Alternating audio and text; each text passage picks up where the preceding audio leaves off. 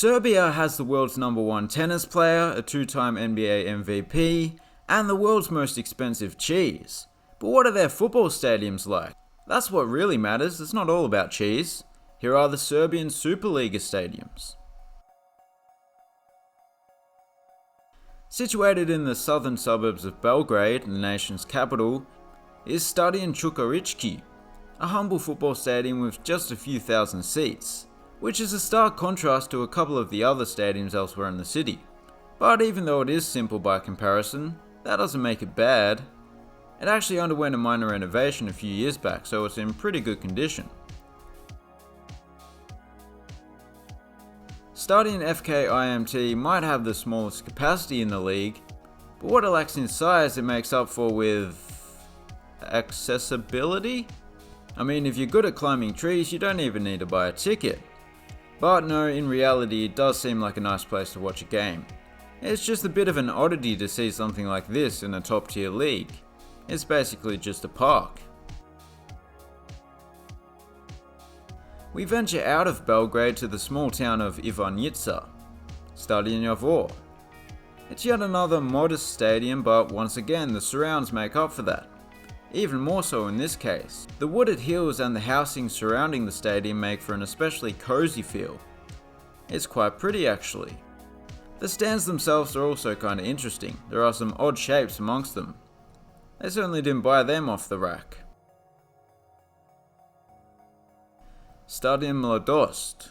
Well, they're getting bigger, but we've still yet to reach 5 digits when it comes to the capacity.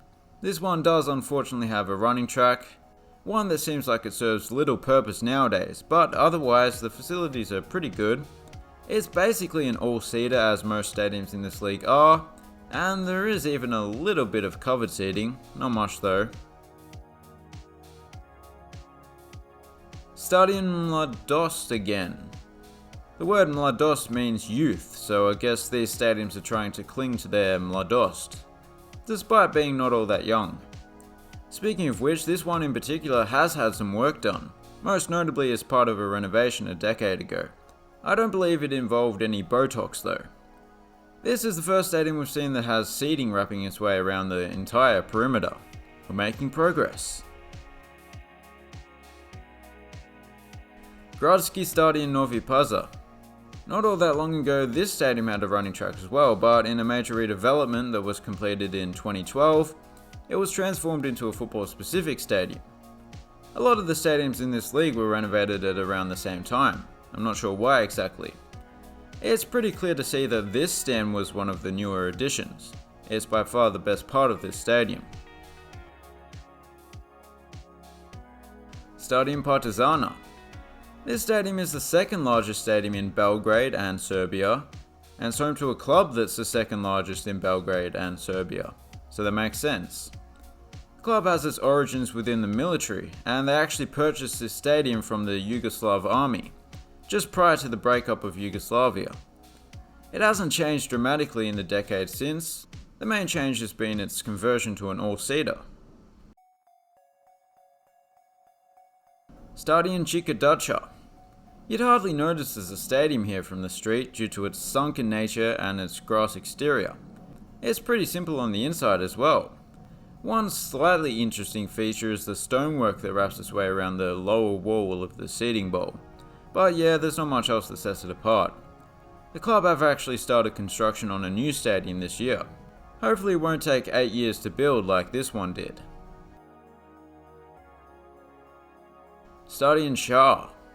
This is yet another one that underwent a complete redevelopment about a decade ago. You'd think Serbia hosted the 2012 World Cup or something, but no. It must have just been some government initiative.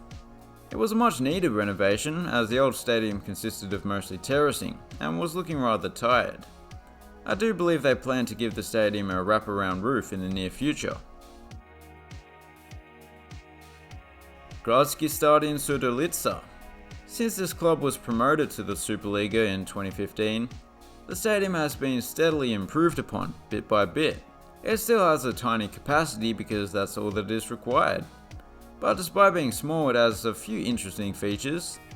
Perhaps the most distinctive aspect of this stadium's design are these walls. that are painted in an aesthetically pleasing fashion. Stadion Rajko Mitic. This is comfortably the biggest stadium in the country, home to what is the largest club in the country, as well as the Serbian national team, which is presumably the most popular national team in the country. I mean, you never know, look at India and their love of Brazil, and the Canary Islands with their strange obsession with the Spanish national team. Anyway, the stadium's distinctive asymmetrical sunken bowl design not only makes for an interesting look, but allows for one of the most intimidating atmospheres in football, despite not even being close to the biggest football stadium in Europe. Gradski Stadion Subotica. This is yet another distinctive design, but in a completely different way from the last one. Despite having a track, it is surrounded by a rectangular seating layout. Well, it is in fact made up of about 50% terracing, so not just seating. Obviously that wouldn't be ideal if the club required the entire capacity. I mean, imagine being stuck behind this pylon. But the club doesn't sell it out often, so these seated sections are all that is required really. TSC Arena. Being built on the side of their old stadium and having opened in 2021, this is the newest stadium in the league. It has a rather small capacity of under 5,000, but due to the compact layout, it still has an intimate and somewhat intimidating atmosphere. I mean, relatively speaking. The best thing about it in my view is the timber that is used throughout the construction. That's become a bit of a trend in recent years, and I'm all here for it. What a beautiful stadium. Stadion Karađorđe. The stadium is named after a revolutionary who fought for Serbia's independence from the Ottoman Empire. Karađorđe, or Black George. He wasn't black, he just had black hair. I wouldn't have thought that was unusual in Serbia. I guess it was especially black. The stadium isn't quite as interesting as its namesake's backstory, but this section of seating is certainly unconventional. There's also a rather interesting looking building overlooking the ground. Speaking of unconventional, Stadion Shopping Centre. The reason they call it Stadion Shopping Centre is not what you might think. It's because it's sitting on top of a freaking shopping centre. I mean, I'm sure there are stadiums out there with shopping centres underneath them, but this is a bit different. This is an above ground shopping centre with a stadium on its roof.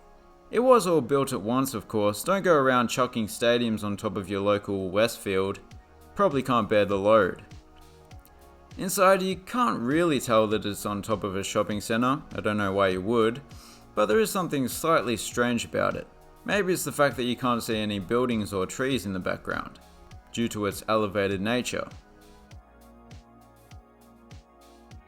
Stadion SC Mladost. Before you ask, no, they don't play on a dirt field. These images were either taken when the turf was being relaid, or just after the ground hosted Mudri Jada, Serbia's world-famous testicle cooking competition. Jeez, that's grim. You know what? I think that's the final nail in the coffin. I'm finally gonna do it. I'm gonna do it. I'm gonna give up testicle goulash from this moment onwards.